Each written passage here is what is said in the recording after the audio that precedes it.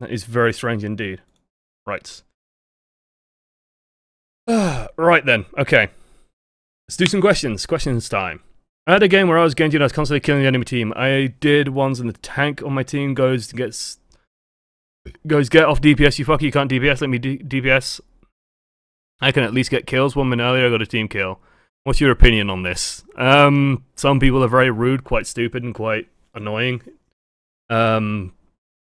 Yeah, was it Valk? Yeah, it was Valk I was watching literally after the placements we did, and he had someone on his team literally throw the game because someone was playing Zarya, who usually plays Lucio. And I think it was yesterday when I was playing placements on Bahamut, I had someone saying like, "Oh yeah, I'm not a Master Ana, guys, but I'm trying to diversify my hero pool." And I'm like, okay, I guess, fair enough, whatever. But then we had like people just shouting about that and stuff as well. Although that game was a nightmare anyway, because we had a Widowmaker and a Mei, and it's just like King of the Hill, Widowmaker, Mei, not ideal, maybe. So yeah.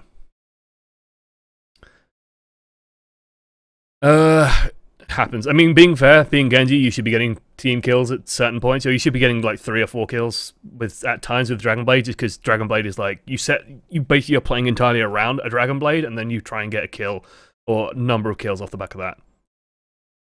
When he ulted the DMAC Diva at 18 HP, do you really think he should have stayed and fought her? He probably would have been better off just running, maybe. But even if he runs, like, she just has to land a single shot on the way out. I would probably just stay in fought her. I think the ideal might be running away and just waiting out for your heal field. But if she just follows, even for a split second, there's a good chance you just die. The worst thing to do there is ult. Like, the worst thing by far is to ult. Running might be more ideal, but I know it's easy to lose track of your hit points. I think also one of the big mistakes was firing the rocket at such close range, because he lost about 50 hit points just doing that, which he didn't need to lose. And you might think, well, maybe that was the damage that pushed it over the edge, in which case, do that nearer to when she's dead, not when she's like still on half hit points. Because you are just almost guaranteeing that if she had slightly better aim, you blow yourself to pieces, and you don't get the kill on the mech, so she just heals up, or gets healed up by her team, and then just pushes forward. I've been playing Tracer and quick play to learn her and get better with her. However, when I do, I have trouble with not getting focused down. Is that a symptom of not using my resources correctly, as in too slowly, or is it just quick play mechanics? It's a mixture of a number of things. So I've also been playing Tracer quite a lot in quick play. Quick play like is very random. But part of playing Tracer well is knowing when the enemy team is looking elsewhere and doing things elsewhere. Like, you have to read the team very effectively and go, they aren't really paying attention to me, or paying attention to anything but the front line right now. I can go in and do this and this and this. And being able to very quickly go, who is currently very busy, who is just poking, who is doing what, are they engaging at my team, what is happening right now, what are people likely to do, how are people likely to react. You've got to read that fight so quickly. And it's why Tracer is very non-new player friendly, because while she's relatively straightforward in terms of pure mechanics, she's very much based on game knowledge and like, where can I get in, how can I get in, how can I find opportunities to do some damage, and then exploiting those as much as possible. And we saw in this video, for example, like the player just seemed afraid to commit, and committing is something you absolutely have to do as a flanker to be able to get the value. Otherwise, you're just playing like a really shit version of Soldier 76, and that's terrible. You don't want to be doing that. I've got black shit all over my arm. I don't know what that is. Ugh, I think it's just fluff from like a sock or something. I don't know.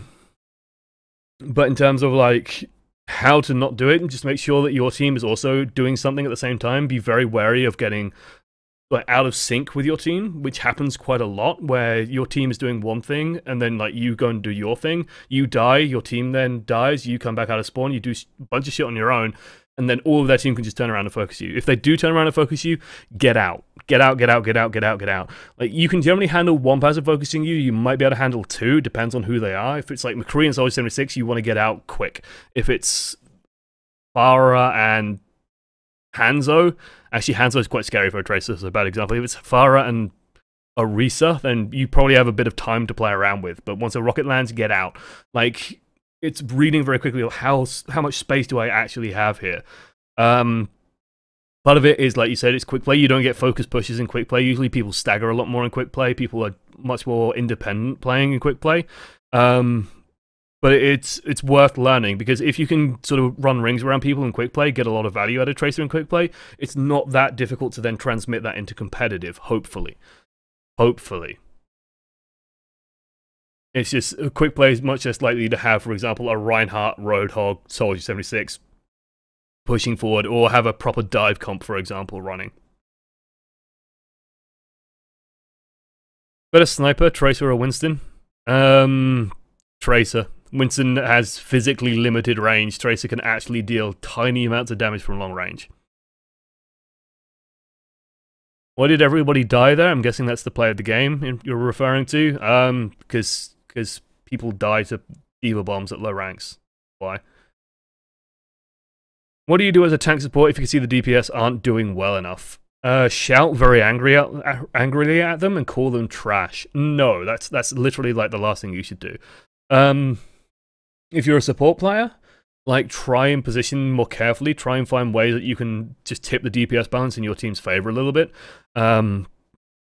Try and also make sure that you are actually facilitating the DPS, so there will be times, for example, where the DPS might not be able to function because they just aren't getting healed, or that might be something on you. If they are legitimately failing in doing like proper things, as a tank, you can just generally try and play a little bit more aggressively, especially if you're the off tank. Then you should be looking for opportunities to get a lot of damage out and a lot of, 1 or 2 kills here and there. If you are the main tank, if you're Reinhardt, for example, don't be afraid to just play that little bit more aggressively and try and open the team up more, because the worst thing you can do if the DPS is just getting completely smashed by stuff is try and just completely orient your team around it. So I'd say step 1 is just try and make sure that you are actually working with your DPS, or the DPS is working with you. If they're, for example, running off on their own, for example, you are either playing the wrong tank or they are not playing around the Reinhardt barrier. You just say, guys, just tuck in behind my barrier a little bit more. I think we got this. Like, and don't... the worst fucking thing you can do is go, guys, stop being shit, just get behind the barrier. Don't talk like that. Give people an opportunity to, like, save face almost. And just say, like, yeah, guys, I don't think people are using my barrier quite enough. And it's just like, suddenly, it's just like, it feels less like blaming, it feels less like shaming them, and just more like, this seems like this isn't quite working. They might go, yeah, maybe I could use it a bit more. It's not like demanding, it's not like accusing, there's no accusatory there, it's more of a statement of, this doesn't seem to be working, maybe we should be using my barrier a bit more, maybe we should be positioning a bit more close together, maybe we should be doing this. And you've just got to make sure that the tone of your voice isn't negative, isn't condemning, because you get so much better results off the back of that. When is it smart to blow a helix into a barrier? Very good question. A very good question. I'll have a slurp before answering. It's usually when you know you won't need it for DPS. So usually, like, if the enemy team is playing a very simple comp of just like triple tank or something, and they're just staying behind a barrier and, oh, we're going to stand behind the barrier and push the payload. It's a very effective way of playing. Very effective way of playing. If they're doing that and you just shoot the barrier as it comes out with a rocket, that's fine, just slam it. If they're playing much more flanker oriented, that's when you want to hold on to it more. If they've got Genjis, if they've got Tracers, stuff like that, that's when you want to have that burst option available more. But if or if you're shooting at very long range, then just slamming it with a rocket, you know that the rocket's not going to be useful at super long range. It's very rarely going to do much, so just hit the barrier with it. Just get that little bit of a head start on the damage. Because it's just sort of getting experienced enough to know where the rocket will not be useful at this point, where, let's say on King's Row, for example, if they are pushing around this corner for the first time, slamming a rocket into the choke point is fine. Like, chances are you either hit the barrier and do some damage to that, or you might get a nice chunky bit of damage and them all clustered up. 1 or 2 options. I'd say that if Winston drops a barrier, absolutely feel free to smash it with a rocket, because that's doing about 1/6 of its hit points in a single shot. You want to get rid of that thing as quickly as possible, because it just opens the team up so much more, makes Winston's life a lot harder. If everyone just blows it the fuck away, they can't use it anymore. They have no more resource, and so slamming a rocket into it, as long as you're not hurting yourself, perfectly fine. What are your thoughts on Tracer on defense? I've been watching Apex tournament, and Tracer seems to be used both on attack and defense every map. So pros have generally been doing this a lot lately. Like, the meta, especially in career, has shifted to a heavy dive-based comp. We're even seeing like Sombra coming up more and more and more, which is kind of nice. She is starting to make a big comeback. But the reason is simple, is because A, Tracer players are getting really good, really, really, really good.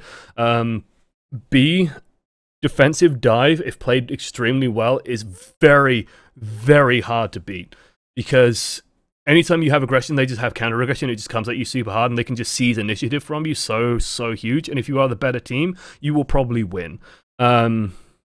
Just because defenders have an advantage, and your respawn is faster, therefore any marginal advantage you get can just be exacerbated more, therefore you will win.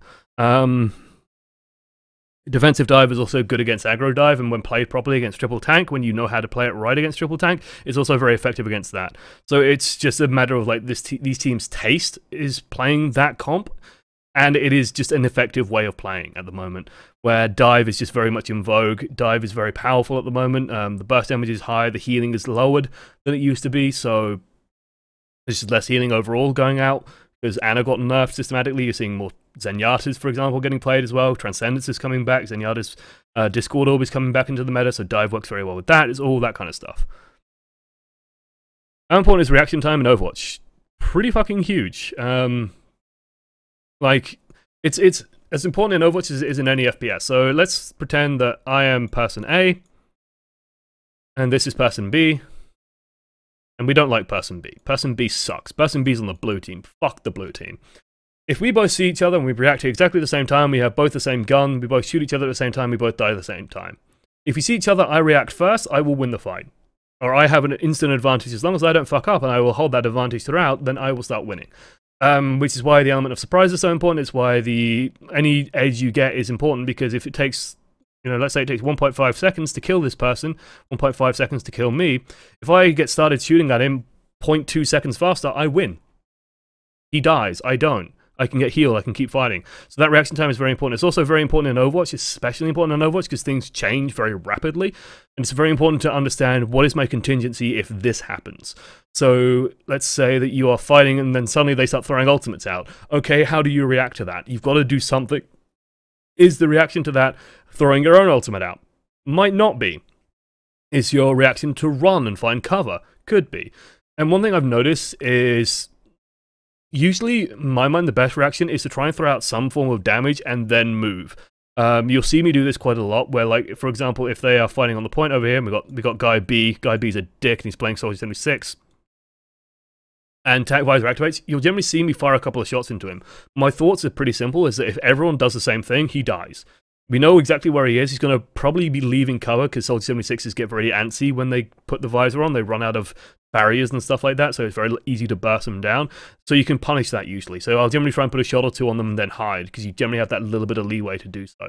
Just make sure that, if you do hear a visor, am I in cover? Am I safe? How do I react to that? And reacting to that quickly is important. So yeah, reaction time, very important. If you have slow reaction times, there's nothing that you can really do about it aside from practice and just play a lot and have the game knowledge to understand this is now happening, I should be doing this. And have that become an innate response, a very quick innate response.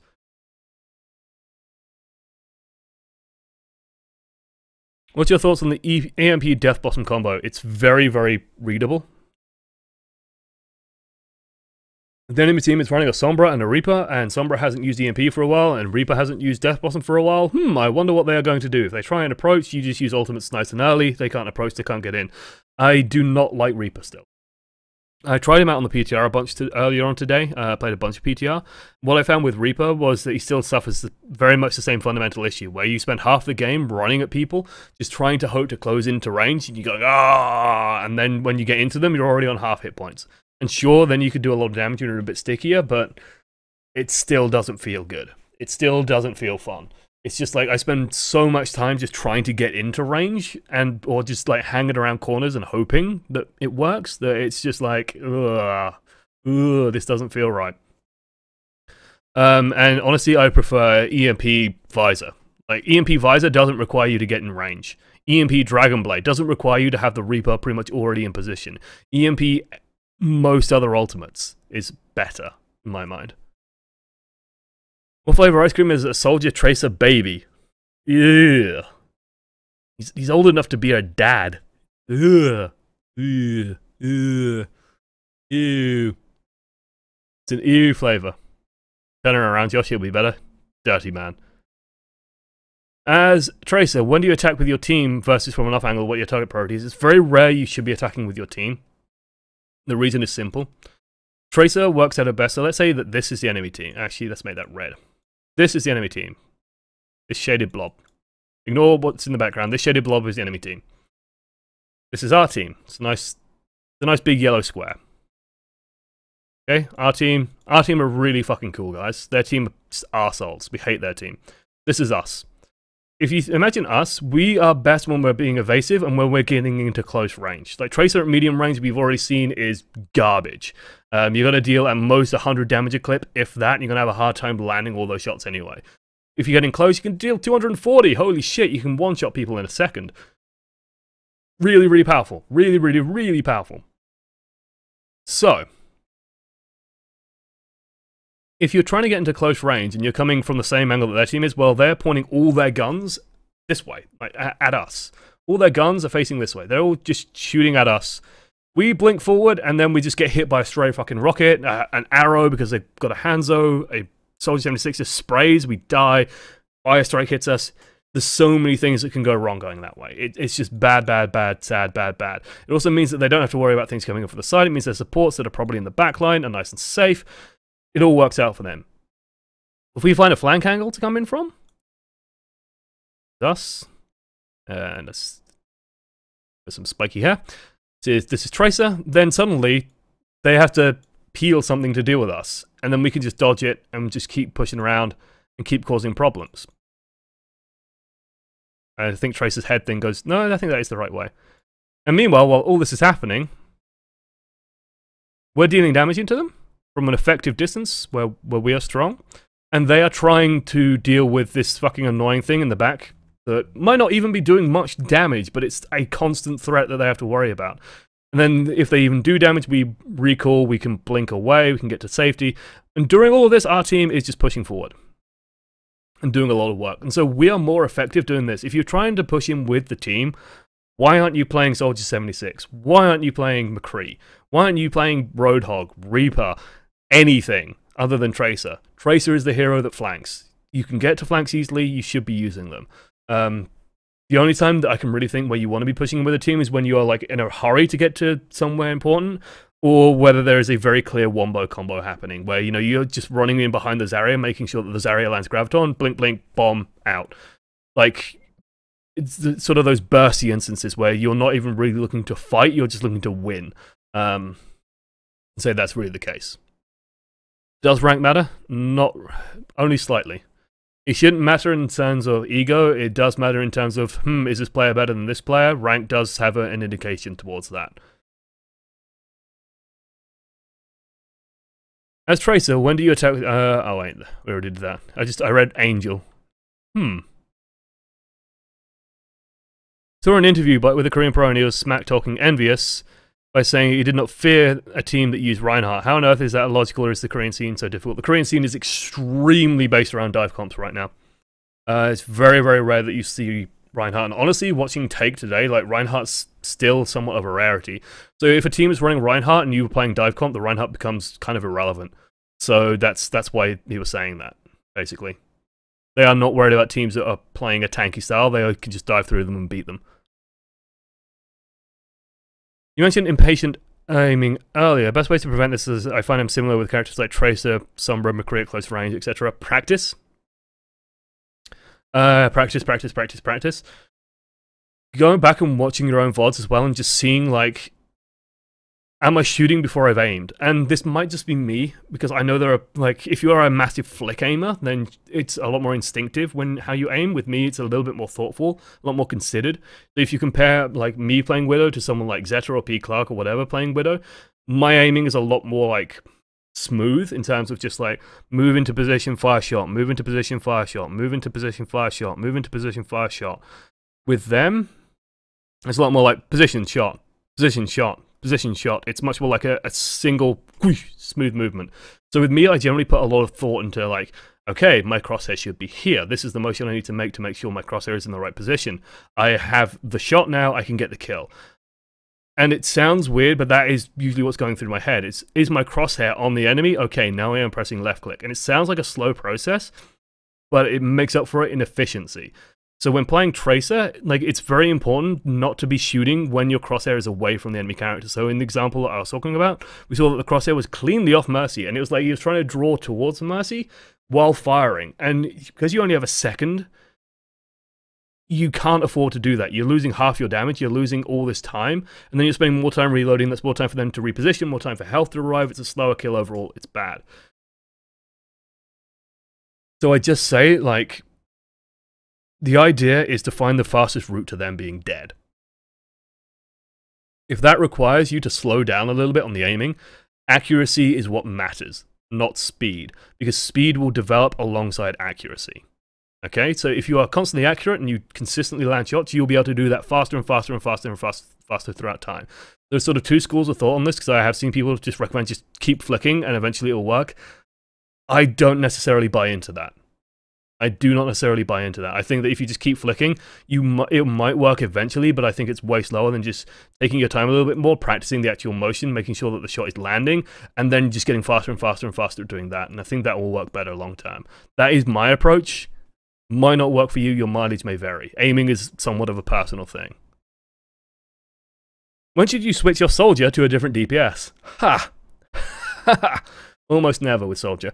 The thing with Soldier is he just fits into every team lineup reasonably well. Even Dive can run Soldier somewhat effectively. We saw it take over today with the team that didn't have an effective Genji player, so they're just running like Tracer Soldier, and it still kind of works. It's just not quite as aggressive and not quite as strong. Honestly, Soldier is effective unless you are running like Zenyatta, Lucio, Tracer, Winston, and yeah, 2 other DPS. Then maybe, you know, get off the Soldier and get onto Genji or Tracer or something else divey, but honestly, it is very rare that you should swap off Soldier. It's more of a comfort thing. Should a bronze player avoid playing Tracer as she is a very high skill catch hero? No. And the reason why is simple. People will react badly to the Tracer. Tracer will be able to get away with more. So you could learn some bad habits, but honestly, playing Tracer at low rank is fine, because your opponents are also low rank. If you try playing Tracer as a low-rank Tracer against high-rank team, then like you are just going to die repeatedly because you're going to make stupid engagements. They're going to punish you for it fucking instantly, and you are not going to get away with as much. But.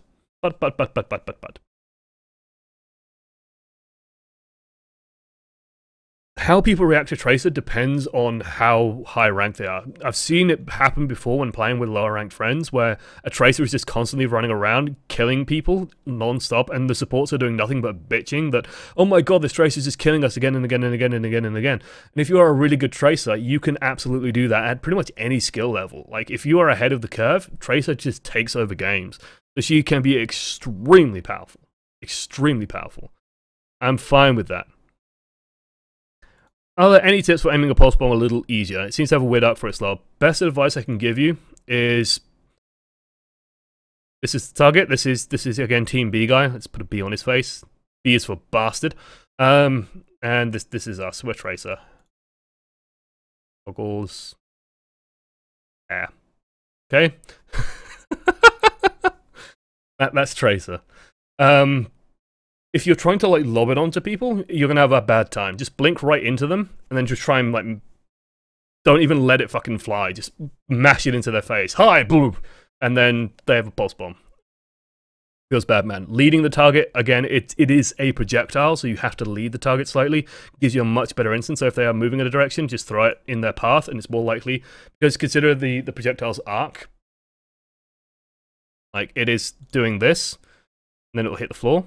If they're running through this sort of downward slope, they have more time to just collect the bomb, so to speak. And yeah, they'll just scoop it up onto their person, get the stick, die, and explode. Throwing it into groups is fine. Putting it on the ground inside groups is also okay, because it confuses the shit out of them, and you are quite likely to still get a kill. So yeah.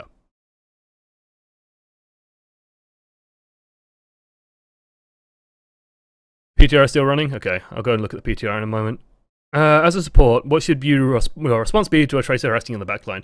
So, time for me to soapbox a little bit as a support main. Okay, listen up, you other support mains. If a Tracer or Genji is killing the shit out of you, part of that is on you. Okay? Take fucking responsibility for 2 seconds. Like, don't be one of these fucking mercy mains that just hopes that the team carries them through the game while they hold left mouse button and then hide and press Q. Don't be that fucking person. Take responsibility, take initiative. They are going to fucking dive you. No one is shocked by this. A good dive team, especially, will be looking for your fucking ass. It is part of your job as a support to be able to handle that in a reasonable way. If you are finding yourself frequently isolated away from the enemy team, tuck into your team a little bit more so they can help you. If you are finding that your team is just getting wiped over and over and over and over, then you might want to split off a little bit more, adapt to the situation, deal with it. If you're an Ana especially, and you are getting shit on by Genjis in 1 versus 1s, you are fucking up. Unless they have a Dragon Blade, I honestly believe if Genji is beating you in a 1 versus 1 scenario, you are fucked up somewhere. It is very hard for a Genji to beat you in that scenario. I have done 1v1s countlessly with Ana versus Genji, and I win pretty much all of them unless they bounce the grenade at me, or unless I really mess up my aiming, or they get a really good right click into my head, which is quite difficult because Ana has a very difficult hitbox. You should be able to survive a dive for several seconds on any support you are playing. That includes Zenyatta. If you cannot, then you are perhaps out of position and allowing them to do so. It is one of my biggest tilting factors when a support just says, oh, well, they're just diving me and killing me. No shit, Sherlock. That's what the dive is meant to do. Part of your job is to handle that. If a Tracer is harassing you a shitload, if she is harassing you and not killing you, okay, that's fine. Honestly, that is a-okay. Because the Tracer is not being effective, she's being annoying and making your life hard, but she's not killing you. That's good. If the Tracer is harassing and killing you, you've got to tuck into your team a little bit more, make sure that you are less vulnerable from the flanks, keep your eye on the flanks constantly, call out when she is attacking you, literally on the microphone. Don't just assume that people are going to hear it and turn around. Call out, Tracer's behind us, guys. Tuck into people that are relevant and can help protect you. So, for example, if you hide underneath a Reinhardt's big soothing embrace, if Tracer tries to close in and go for the kill, Reinhardt just whacks her, she can no longer stay, she has to run. Cuddle up to Zarya's, cuddle up to Roadhogs, cuddle up to McCree's, hang around McCree's because they can protect you from that sort of shit. That's part of their job to do so. There are times, don't get me wrong, there are times when teams completely fail and ignore the supports and let them die. But part of that is on the supports as well. Learn how to handle the dives, learn how to put damage back into the dive, learn how to punish the dive as best you can, and learn how to avoid damage taken. Understand the differences between fighting a Genji and a Tracer. I could talk about this for fucking hours, so I perhaps will go on this long rant here for the 1,000 or so people that watch the Q&A. Enjoy the rant. So when fighting a Tracer, for example, understand that until she closes the gap, she is not very threatening. At medium range, Tracer, not that scary. You can hide away, you can just generally get out of line of sight. As Mercy, you'll self-heal, Zenyatta will self-heal, Lucio can self-heal, Ana, just grenade yourself, or just find the other support to heal you back up. Not scary. When she closes in, that's when she's scary, that's when you've got to be worried. Find a way to punish her, melee her. If you're Lucio, boop her back, left-click into her if she comes in. If you're Zenyatta, just try and get some headshots in and get the damage done. As Ana, grenade her, she instantly has to run away. Try and get a sleep dart, she closes the gap. All these options are available to you.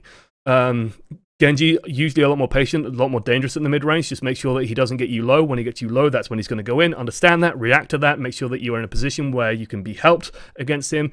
By the time that he does that engage, make sure that you are punishing him when he does go in. So if you're Ana, again, grenade the floors, and Zenyatta, anticipate when the dash is coming in for you. Mercy, make sure you have something to dash to after his dash comes in. He can't follow you anymore, you're safe, and you can self-heal up. If you are, I think I covered everyone there. If you're Lucio, just boop him back after the dash. Put on Healing Aura, heal yourself up a little bit, speed boost, get away, no fucking problem. You have options available to you to beat these heroes in 1 versus 1 scenarios. Don't get me wrong, eventually they will kill you, but it should take them long enough to do so that they cannot stay there that long and that people will help you. Make sure you're in a position where people can help you, make sure you're calling out that that engagement is happening if it is genuinely a problem, and then make sure that you are also making their lives as hard as possible. Don't just expect the team to suddenly do your job for you, because part of your job as a support is survival. Done. Boom. It's a good question, Ray of Light. I don't want to make you scared of asking questions. Ugh. How do you feel about Pulse Bomb? It's not bad, I know, but it's super frustrating that my ult is harder to get a kill with than Scatter Arrow Hook, which are on 10-second cooldown. Do you feel like there's a way to change it that doesn't change its power, that makes it more fun to use? The thing with Pulse Bomb is it's a one-shot kill when it lands. It sometimes is more. Like, it gets more than one person. Pulse Bomb is very powerful in that it gives Tracer a tool outside of her kit. So if you think about what Tracer is designed to do as a whole, like if we take her kit, Tracer, very good at close range. Very good at killing low hit point targets. She's quite bad at fighting armor. And she's quite bad at fighting high hit point targets. It takes her way too long. Okay. What Pulse Bomb does is it's like over here, and it's really good against medium HP targets. Also AoE. Just completely fucked up writing. So Pulse Bomb gives you this extra tool that is just outside of your normal kit. Because you can generally, you know, most things you can 1v1 down relatively easily as Tracer, and then suddenly if you need this whack of burst damage, you have it. The other thing with Pulse Bomb is it builds up super fast. One of the things I'm doing for Team GB is statistical analysis on our scrims. I still have some to go over, but what I found is that when we have a Tracer player, the Tracer is building up ultimates, usually a lot faster than our other players. So the Tracer will be getting ultimates maybe about 0.8 ultimates per minute, sometimes higher, sometimes a bit lower, and generally doing a lot of, like, that's why it's generally a little bit freer for the Tracer to throw ultimates out at stuff, because you just build that up. Ideally, you generally try and get rid of, like, the Monkey, for example, because you just delete the Winston, and then you can, just, they lose this important resource on their dive, they can't do anything anymore, you win. Don't be afraid to use pulse bombs on high hit point targets and then just try and get the finish on them as quickly as you can, because that's kind of what it's there for. Like, do not expect to reliably stick Mercies, Annas, Lucios. That's not really what it's there for. It's there to punish people as they go through tight choke points. It's there to punish large hit point targets, and it's there to give you a very quick, like, I cannot deal with this thing right now, I'm going to stick a pulse bomb on it and kill it, and then I can move on to something else. It's not a huge swing ultimate, it's more of a tool and a resource, and you should treat it like one. As far as ultimates go, I think it's a good ultimate. I don't see it being changed, and I'd say, like, Pulse Bomb's biggest problem is that very, very few heroes, actually thinking on it, Tracer, Pharah, Junkrat, technically, I guess. That might be it. Can't really do this without looking at a list of heroes, maybe. I'd say those three are the only heroes that can kill themselves with their own ultimates. I'd say that's, like, one of the bigger issues as Tracer, is that it's very easy at times, like if it's in a cramped environment, to get killed by your own ulti, and you feel like a complete tit when you do it, but hey, it happens. You learn to avoid that with time. It's one thing I'm working on, actually, with my pulse bombs. Trying not to blow myself up as much, which is useful, believe me. As Tracer, when do you make a choice to stay with the team, do chip damage, or going solo and flanking? Kind of answered this earlier, like, Tracer's chip damage is shite. Don't be in a situation where you're trying to do chip damage. If they have any healing, they'll be picked back up. If you're trying to do chip damage, play McCree. Can you please remind the many that none of us are perfect, and that may be easy to be frustrating, fun to laugh at bronze noobs, negativity and teasing doesn't help anyone?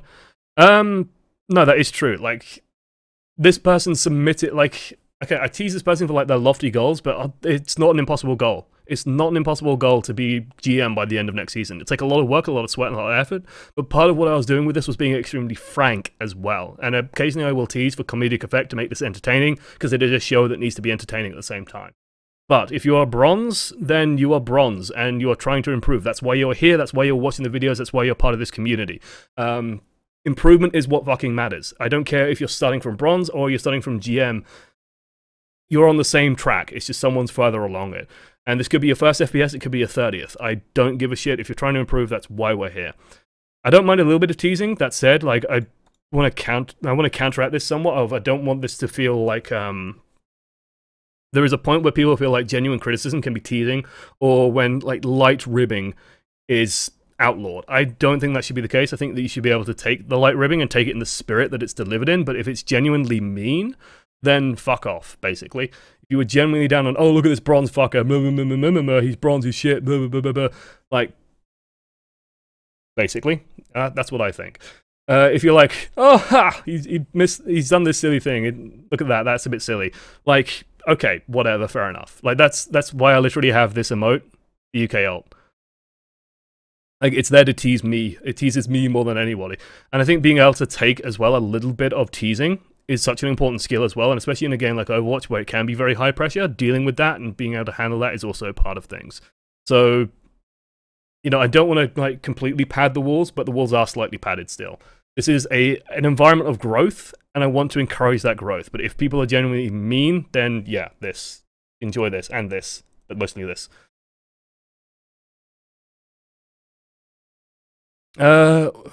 What makes a good VOD to send you? A VOD where I do good but lose, one where I do bad but lose. So I get asked this quite a lot. The best VODs are usually the ones that are like, you know, we won this, but I don't know why we won this. And I realize they've gone way over time with questions, but we've got a lot of them. I think, Jesus, I've gone way over time with questions.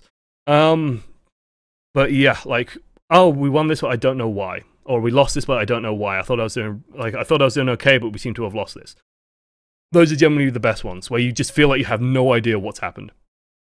I know I'm probably going to get a bunch of emails with placement games. The issue with placement games is they're very hard to place where the rank is. And how I coach is different for each rank.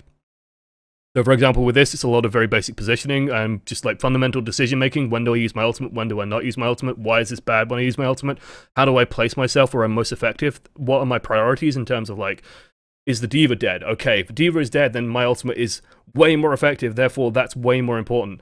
That sort of stuff is very focusable on a bronze player or a silver player or even like a gold player maybe, but when you start getting platinum, diamond, that sort of stuff should be built in, so that's more like a throwaway mention of like, okay, D.Va's still alive, shouldn't perhaps ult now, prioritize the D.Va first, okay, now we can move on to positioning, team lineup stuff, you know, do they have these ultimate available as well, do we have this lined up, is Nano Boost lined up with us, more team coordinated stuff. What flavor is Cyborg 76? Oof. He's very grey. I don't know if is there a grey ice cream? Ugh, can you imagine grey ice cream? It's very orange as well. It's maybe an orange. Who knows? Got a big, bald, shiny, orange-shaped head as well. We'll do one or two more. What other heroes will be best with Tracer besides Dive? Tracer is either good with anything that focuses attention elsewhere. She's very good with Zarya. Like, the Graviton Surge Pulse Bomb combo is just extremely powerful. So I would go with that. Other than that, I'm not sure. Like, the Dive is definitely the best just because it... Basically, the reason why Genji, Tracer, Winston work so well is they shore up each other's weaknesses. Winston, W, reliable damage. Reliable damage. Tracer, semi-reliable. And bursty. Not busty, she's bursty. Bless her. Genji, very bursty. Unreliable. Snowballs. So, what does this all add together towards? You have Winston who can land and just do regular slow chip damage. Tracer comes in, deals a big whack of damage, and then Genji can get a finishing blow. Moves on to the next target instantly. Gets even more damage out there. Already takes 50%, or already takes 50 hit points off them with a dash. Maybe gets one or two shurikens landing, but Tracer's there to deal the big wallop, and then Winston's there just to notch him down to where Genji can get the next finish, move on to the next target. They complement each other extremely well in the dive, so as a whole, they basically have no weaknesses. Like, the only real weaknesses is, like, Winston is super huge, so he's very easy to focus and burst down. If that happens, then you lose this reliability, and so Tracer and Genji are then suddenly left without this reliable damage. That's when targets are more likely to survive with, like, 20 hit points, for example. Winston's also very good at, like, with his reliable damage, of basically cancelling healing. So it's almost as if there's an anti-heal grenade on them because they're taking the same rate of damage as they are taking healing. Therefore, healers are irrelevant. Tracer, Genji can do a lot of work. As a whole, they complement each other really nicely.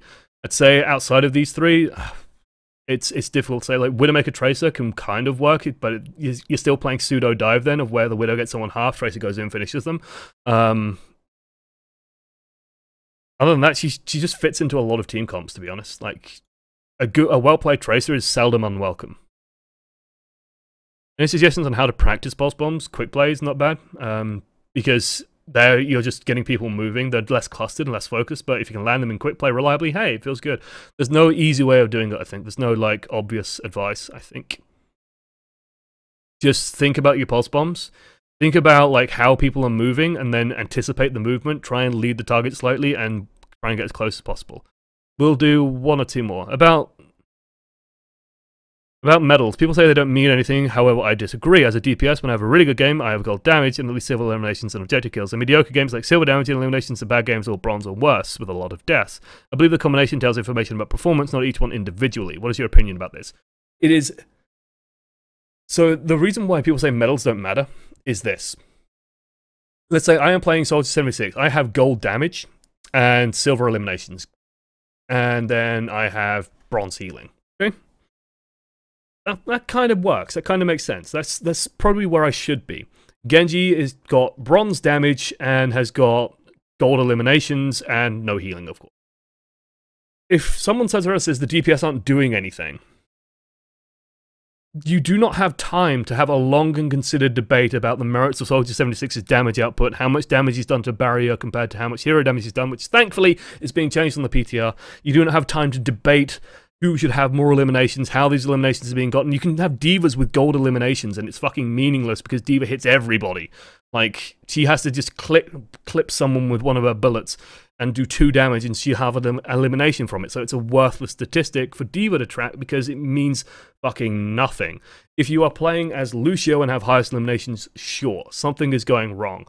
But the problem with using medals as like context-sensitive information amongst the entire team and like, oh, I am doing really well and I have all these gold medals, if you're still fucking losing, it's a little bit meaningless because it usually means there's something wrong with the team as a whole, or how you're approaching things as a whole. And sure, the Roadhog has gold damage because he's shooting the barrier shitload, has gold eliminations because he's got 3 hooks. But if the total eliminations is 3, gold medals is meaningless. Because someone else might have it as well, they might be tied for it, and there might be a whole host of other things. So trying to use medals to contextualize other people's performance versus your own, very hard. The way that I try and use medals is I have an expectation for myself. So if I am playing Roadhog, I should probably have gold or silver damage. Why? Because I should be doing shitloads of damage into the barrier. Now, with the new statistic, with the new Roadhog coming in, that could be different. On the PTR right now, there is hero damage rather than barrier damage. It's its own separate statistic now. So Roadhog's hero damage might be much lower. It should still be relatively high, but it's going to be lower. While Zarya, for example, could have higher hero damage conceivably than a Roadhog, because she's just right-clicking big explosive shots into the middle of people, gets a lot of damage done that way. So when you are trying to use medals to refer to performance, sure, you are correct in saying that if you are having a good game, you're more likely to have gold medals. You're more likely to be on fire more as well. But to use that information reliably, you have to A, make sure that your team is willing to listen to your arguments about why the gold damage is better. B, you have to have a very good understanding of how the medals should be ending up on your team. So if you are playing Reinhardt and you have gold damage on a team with a Roadhog and a Soldier 76, something might be going wrong. Or you are just like smacking into the enemy team super aggressively and they're letting you do it too much. Or you are not barriering them and they can't shoot effectively. Like, it could be any of those 3 conclusions. And so medals can inform, but very rarely dictate what's happening. And during a game, you do not have the time to A, tell people how medals work, B, debate the merits of the heroes that you are picking, and C, like, just even have a good concept of what other people's medal statuses are. You could have 5,000 damage, they could have 4,900. Does it really fucking matter? Okay, I've just shot the barrier twice, congratulations, I have gold medal. Like, it's very difficult to use it meaningfully. So you are fine using it as a metric for yourself and tracking it for yourself, but it is very hard to use it as an argument or a way of informing the team and how the team should change. And if you get rid of that mentality of, I have gold medals, therefore I should stay, and more like, we are getting rolled, why are we getting rolled? What is the reason we're getting rolled? Well, they're just diving into us and killing us every single time, and all I'm doing is shooting the barrier repeatedly. Maybe I should be on something else. Like, I have had games where I end up with gold damage on like Widowmaker, and that's partially because I just end up shooting people that much more, but I'm not getting the kills necessarily. We're not aggressive enough, we don't have enough follow-up, we don't have enough damage, and I could be better playing something else. Therefore, me being on gold damage isn't necessarily useful as a piece of information. It's very difficult to use medals, and that's why this is sort of perpetuating. I do not disagree that medals are entirely irrelevant or entirely flawed as a way of doing it. It is such a complicated and nuanced debate that you can end up having with people that it is not worth doing, especially if you're on the second half of a map and it's like you played Symmetra on the first half, or you played Mercy or whatever, then suddenly it goes out the fucking window. You know? It's one of those things. Let's do this last question. 272, Mr. White. What do you do as a soldier against a Pharah? You can't get a break to focus on them, i.e. Genji and Winston keep diving. The team gets toxic without helping to get the Pharah. You either do what I do in one of my games, where I very sarcastically apologized every single time I shot something that wasn't Pharah. Don't do this. Or what you do is you try and very measuredly and calmly explain to the team that, hey, I can't shoot the Pharah if Winston's on top of me. In which case, yeah, I can't do that. In which case, you've got to try and find positions where the dive on you is very difficult. If they're diving on you, then just prioritize surviving, put down the heal field, try and get to your supports, try and get out of the bubble as fast as you can, so that Annas can support you or other healers can support you. And then just work step by step. And honestly, like, even with a Winston in your face, shooting at a Pharah who's exposed is still worth doing, because you'll be able to eliminate her and she'll feel safe and eager to dive when you are distracted. But if you can just punish her every time she's exposed and trust in your healers keeping you alive, then they might be able to do more outside of that. Because the question I have then is, like, is the Pharah diving you? In which case, okay, fair enough, you're getting focused. Your team should be helping you. But if you are not getting fully focused, you know, if it's just the Winston hitting you, then you should be able to hit that Pharah. It is very difficult, and it's worth mentioning now that if it is a Pharah Mercy, Soldier 76 alone is not enough to deal with it. You need more people handling that. The Soldier can very rarely get the kill, so it's very difficult. You can see how far I'm scrolled up. People have been busy chatting tonight. I like it. I love it. Right, but that is the last question I'm going to do. I'm going to scroll all the way down, skip all this stuff. Been going and going and going and going and going. Okay. Thank you guys for watching. If you do want to send it in a video, we can send it in to over here. So, if you want to send it in, oamreviews@gmail.com. Include the hero name and the rank into the title, and then include a link. This was beautiful high definition. I think it was 60 FPS as well. It was lovely to watch, I'm sure. Nice and crisp. Would be nice if the audio was perfect, but hey, can't get everything right. It's tricky, I know, believe me. If you include an email, a little description of your problems, how you're doing things, what you think about the game, that kind of stuff, A++ as well, absolutely useful. Make sure you're coming and watching us live as well, so come by and watch us at ESL_OneAmongstMany, well, twitch.tv/ESL_OneAmongstMany. The link's in the description below. Follow me on Twitter as well, and that's when I go live. That's at @one_amongstmany.